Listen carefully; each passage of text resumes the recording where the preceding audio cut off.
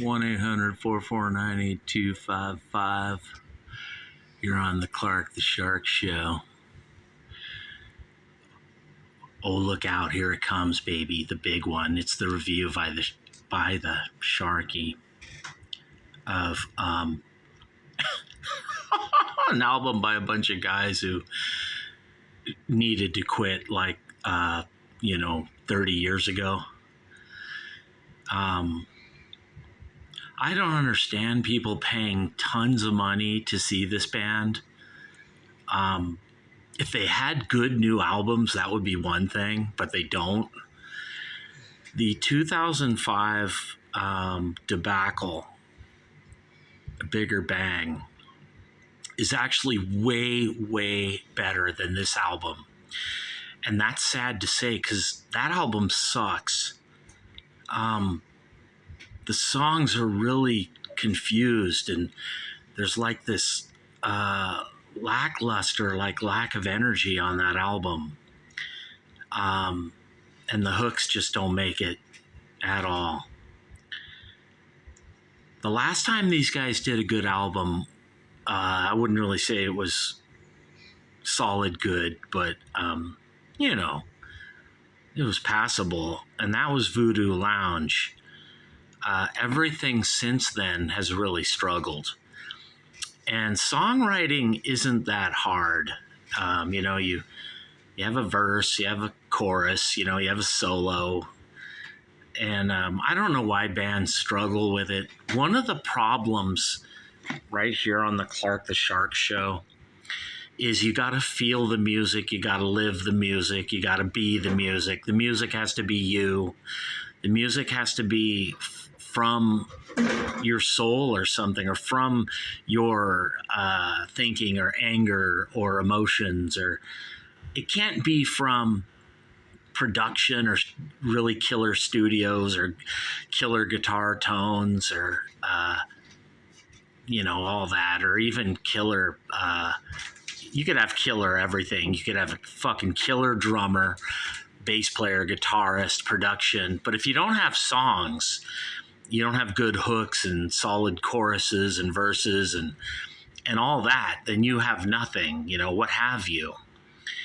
And this band, the Rolling Stones, once effortlessly wrote incredible songs in the 60s, and then they switched gears 1968 with Beggar's Banquet, and they totally reinvented the band to the chagrin of Brian Jones, who loved the psychedelia, and he loved the Rolling Stones before. That new Rolling Stones, though, was a whole new thing, and it required Mick Taylor, and they found the perfect guitarist for the band. And then, of course, the Stones would go on and do a bunch of great albums in the early, even into the mid 70s. Exile on Main Street is probably their last really, really great album. And it even has problems and issues on that album. The two albums after it are a couple of interesting albums to me. Yours truly, Clark the Shark, right here from the golden EIB Sharkerphone. But beginning in 1976 with Black and Blue, things have taken a turn for the Rolling Stones, and they have never really recovered since that album, except for one album, really, and that is Some Girls, 1978. You could make a argument that Tattoo You is a really good, great Stones album. It is, but I don't think it's as good as Some Girls. But every other album, whether it's Black and Blue and then Emotional Rescue and then Undercover, Dirty Work, Steel Wheels, all that stuff, moving forward, the Stones have really struggled in the studio. And I don't know why. I wish I knew, you guys. I think the modern era of music just being bad, music was really shit in the 80s, you guys. It sucked. And same with the 90s. And the Stones just got mixed up in that. and their songwriting really struggled. Plus they're really rich, famous, wealthy people, wearing Rolexes and, and all that, big bank accounts. And that's going to hurt your songwriting, because if you're not feeling the blues or whatever, or just living a shitty life, then your songs are probably going to, reflect that. They're going to be shitty. If everything's going good for you, that's usually a red flag that your songwriting is going to go downhill. Your songwriting's going to suck. If you are wealthy, rich, and you are in a band, go do something like hit your hand with a hammer, or drop a rock on your foot. Just do something to feel bad so you can write a good song. Because if you're happy, the songs just aren't going to be good. I don't really know why. I can't put my finger on it, but something good comes from adversity. And the Stones aren't really living adversity. And these recent Stones albums really reflect that. Now, 1994 Voodoo Lounge is an interesting Rolling Stones album, and a lot of it has to do with the fact that the Stones are going back and they're making a retro album. They're trying to sound like all these different phases and eras of the Stones. It's like the Stones eras, like Taylor Swift, only instead of her, it's the Stones, Voodoo Lounge. But then on the next album, Bridges to Babylon, moving forward, the Stones run into big trouble. And I can't even name really one good song by them on these 4 most recent albums. I'll throw in Blue and Lonesome, even though that's a covers album. Covers albums can be suddenly kind of good. Case in point, Rush made a thing called Feedback. That was the most interesting thing they had ever done in years. And Blue and Lonesome by the Stones, you could say that too. But these other 3 recent Stones albums, and you can see why they don't record very often. And it's because these guys run out of ideas quickly. And on this album, they are just running out of ideas all over the album. And what's even worse is I can hear stolen ideas everywhere on this album. And it's not coming from super great sources. I mean, I hear reruns and rehash of, The Killers and Modest Mouse and modern bands from today that aren't that, some of them aren't that really good bands to begin with. And the Stones are biting off hooks and little ideas from those bands. And then they're also borrowing like from the 80s on this album. I almost hear like In Excess or like Blondie or something on a couple of tracks. I mean, it's really obvious. It's depressing to listen to, you guys. And whoever produced this, the guitars are way too high end. The drums, everything, mixed voices doesn't sound right or something for the album. And it's too mid-rangey or something. Like the production is just over the top. It's not good production. The mix is not good or something. Like it's muddy, and it's very high-endy. It's very mid-rangey, but that doesn't make it good. I think a lot of today's young producers think that if you turn up the treble and crank the mid-range and make the bass really high-end, you're going to make a good record, but that's not true. The sound of this record sucks, and that does not help the songwriting that isn't good to begin with here. All over this dreadful, lackluster, very disappointing new album by a band I love, who I just wish would quit and go away. I mean, I don't know. I don't care what the stars are. This album just came out yesterday. Nobody better give this any good stars. Because believe me, I played it twice too. Oh, look at that. They're giving it 5, 4, a bunch of 4. I mean, they're desperate to sell records. 4.5, 5. Who's giving it a 5? Let me tell you right now, you guys. Classic Rock gave it a 4.5. the Daily Telegraph 5, Evening Standard, that's still in business. They gave it a 4. You know, Rolling Stone will probably give this an honest review and give it like a 2. I wonder what All Music will give it. But these reviews aren't true, you guys. This album isn't a 4 or a 5. On a scale of 1 to 5, this album's a 1. I doubt. That's a very generous. If it could get 0, I would give it that, or maybe -1. And then out of a scale of 1 to 10, this is like not even a 2. I mean, this is garbage. This is horrible. I don't even want to. I've listened to the whole album twice, all the way through, and I could barely make it through. Of course, the opening track, Angry, we've all heard it all over YouTube. It sucks. You know, it's one of the worst songs on the whole album. I don't know why the Stones think it's track number 1. You know, they must be listening from some little kid producer from today who doesn't know what the fuck he's talking about or what he's doing. The song Get Close, Watt gets a wow. I thought that meant Charlie Watts, but nah, you know. Depending on you, Bite My Head Off is one of the shittiest songs I've ever heard. I hated that song, you guys. I hated it.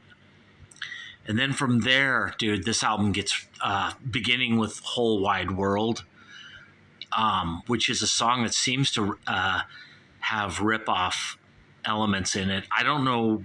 I'm trying to place the idea that's stolen in Whole Wide World. Dreamy Skies is just filler, you know. And Mess It Up is crap. That's garbage. It starts really interesting, Mess It Up. Like, it could have been like a Start Me Up.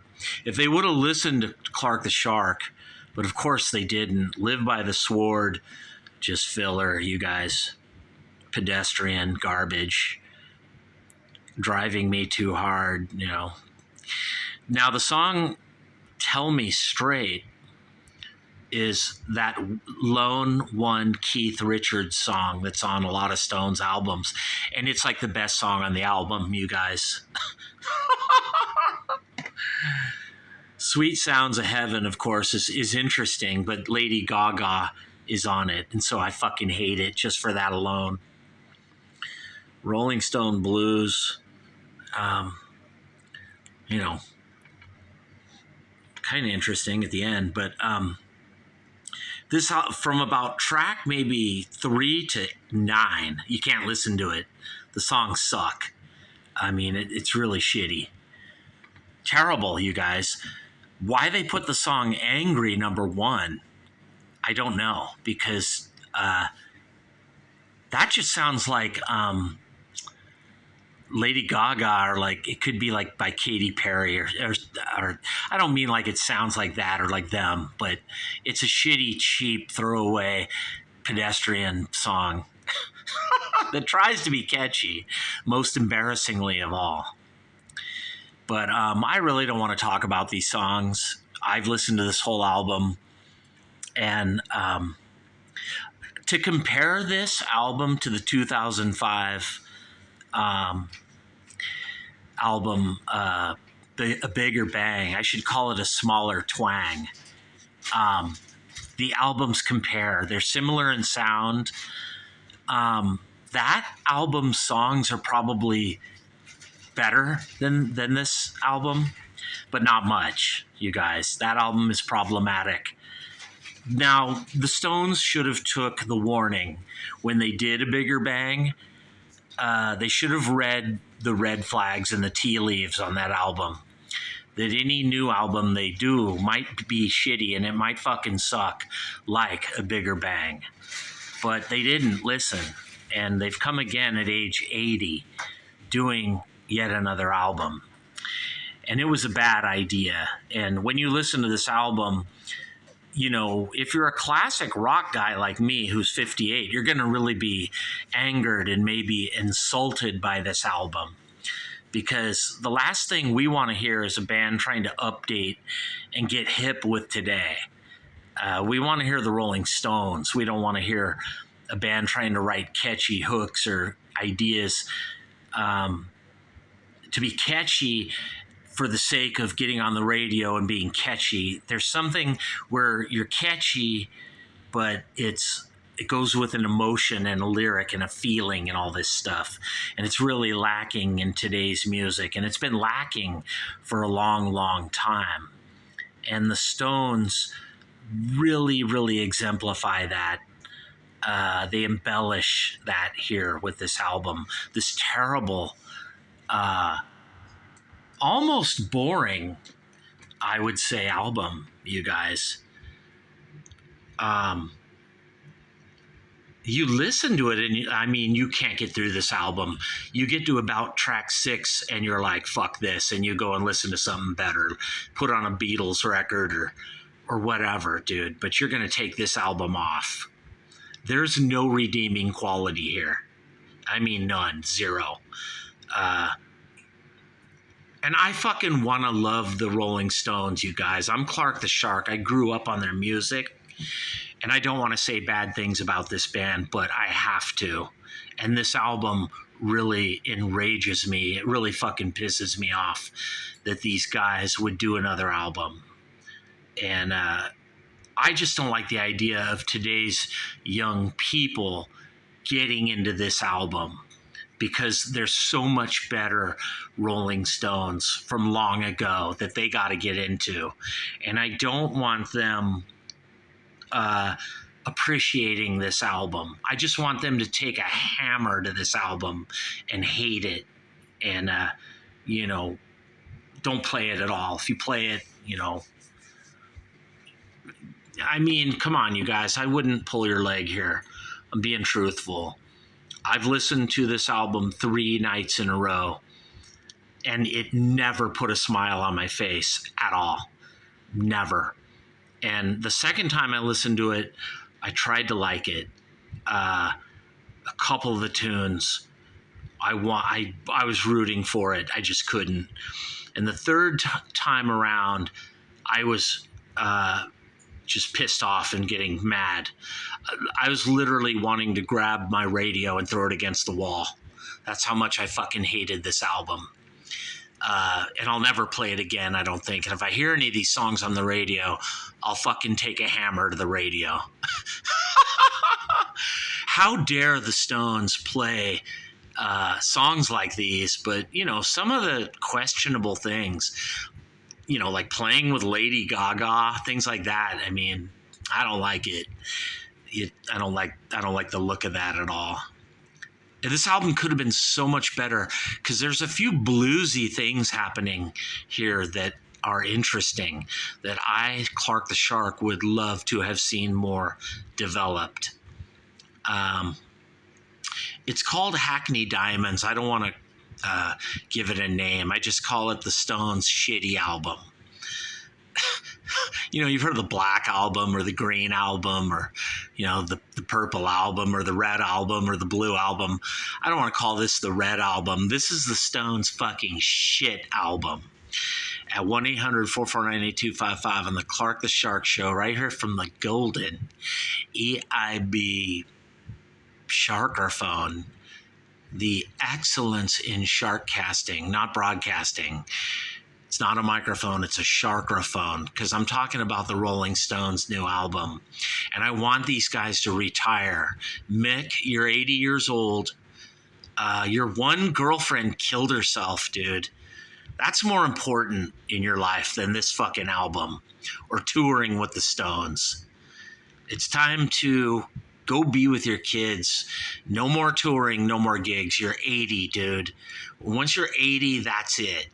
You don't play shows anymore. You don't fucking do albums. If you want to do an album, call me, Mick, or email me at clahagin@aol.com, Clark the Shark, and I will help the Rolling Stones make an album. But I swear to God, you guys, I don't even think I, Clark the Shark, can help the Rolling Stones. These guys suck so bad, and this album is so terrible. I don't know if I could do anything to help the Stones. I would suggest maybe have a metronome going and have Keith just monkey around on a guitar in a room just by himself for like an hour playing, just making up shit. And then turn the amp up kind of loud and maybe have an acoustic guitar. Ronnie play acoustic with a metronome going. Because that would be just like Charlie Watts anyway, but the metronome would keep a better beat. And then have Mick come in and sing little ideas over whatever Keith and Ronnie are coming up with. Because when you sit down and try to write songs like, okay, we're going to write an intro, a verse, and we're going to have a catchy build up and a chorus. If you do that, it usually is going to go wrong. Unless you kind of get lucky and, you're in a bad mood, you're pissed off, and something magical can just happen suddenly. But usually songwriting doesn't work like that. Anytime you sit down and you say, I'm going to write good songs, I'm going to put on the drum machine, I'm going to turn on a beat like and I'm going to start writing good songs. It doesn't work like that. You have to feel the music. Today's people are robots. Lady Gaga, Katy Perry, Justin Bieber, on and on and on, the hip-hop rap people, everyone is a robot. They don't have any feeling. They don't have any life experience or something I can't put my finger on what it is. But they don't got it, you guys. It's very sad. Our world today doesn't have it. A lot of it is tied up and wrapped up with liberalism. And because liberal Democrat people are afraid to judge, that anything you do might be racist, or anything you do might be over the top to them or out of line or out of order to them. And everywhere you go, liberals or Democrats, they're usually the authority. They know more than you. They're smarter than you. And then when you put them in the studio, they spend $200,000, or $500,000 on an album. And at the end of it, it's just a fucking hunk of shit. Because they don't have what it takes, like the thoughts, emotion, anger, dude, the feelings to make good music. Hasn't been done in years. Every now and then a band might come close to writing a catchy idea, but catchy is not the same as good. It's hard to explain, you guys. Back in the 60s, Bob Dylan could write these songs. There's just 3 chords in the truth, and the Who were doing that, and the Stones did that, and the Beatles, I would say, it's like 5 chords in the truth. But those days are gone, you guys. Today's world doesn't have it, and we should, because we've had shit happen in the last 25 years. We had 9/11, we have all the shit with, in Israel and Ukraine. We have real problems. We have homelessness, we have high rent. Greedy people with a lot of money that don't share it with people that don't got a lot of money. People with college degrees getting ahead because they can just sit there and drink coffee all day in a chair, and they don't know fucking shit any more than some other guy, who doesn't have a degree, and he ain't making as much money because he doesn't have a degree. We have a fucked up world here, people. So the songs should be better. But what happens is big tech and the labels screen out the conservatives or the libertarians or whatever it is, the guys like me, Clark the Shark, and then they let through just these fucking douchebags that don't know what they're doing, or they're, they got a beat or a hip hop rap beat or something. And it usually is just here today, gone tomorrow, and doesn't last. Or if it does last, it's fucking shitty anyway. And I hate to say that the Stones have kind of caught that disease right here on this album, right here on the Clark the Shark show. Yeah, man, that's my review. I'm Clark the Shark. You just got the truth, the testimony, the gospel, and the only review of this piece of shit, garbage, new Rolling Stones album that I don't even want to give this a 1 star or 2 star. I don't want to, you guys. That I want to give this 0 or just give it -3 or something. I mean, I have to, you guys. I'm just being truthful here. I kind of wish they would let Keith do more.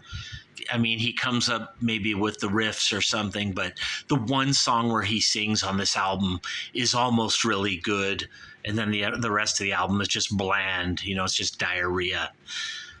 And it is so pedestrian, and there is so much filler here on this album, you guys. I don't want you to buy this. I don't want you to like it. If you see this album, take it home and fucking take a blowtorch to it with lighter fluid and burn it, and write a letter to the Stones to never record again. And don't tour anymore. Dude, don't go pay money to see this band. You don't go pay $600 if you could pay your rent or your cable TV or an important bill like your life insurance or your car insurance. Put your money into something good. Don't put it in to Mick Jagger and the Rolling Stones. The fucking guys are 80 years old, and this album sucks. And believe you me, this isn't even good for 80-year-old guys. If the Stones were 30 and they put out this album, I'd even be more angry. You guys, right here at 1-800-449-8255 on the Clark the Shark Show. It's sad, man. It's pathetic. Really sad. I feel actually bad for the Stones. And some of the ideas here that are stolen, these bands should call their attorneys, you know. Like the one song sounds like Blondie. One of the songs, it either sounds like the Killers or maybe like Blink-182 or something. It's like there's just stolen ideas on the album. I mean, that tells you how much the Rolling Stones are out of ideas right there. If they're stealing from today's shitty indie bands, that says it all. Right here on the Clark the Shark Show, 1-800-449-8255. And I'm out of here, people. Peace.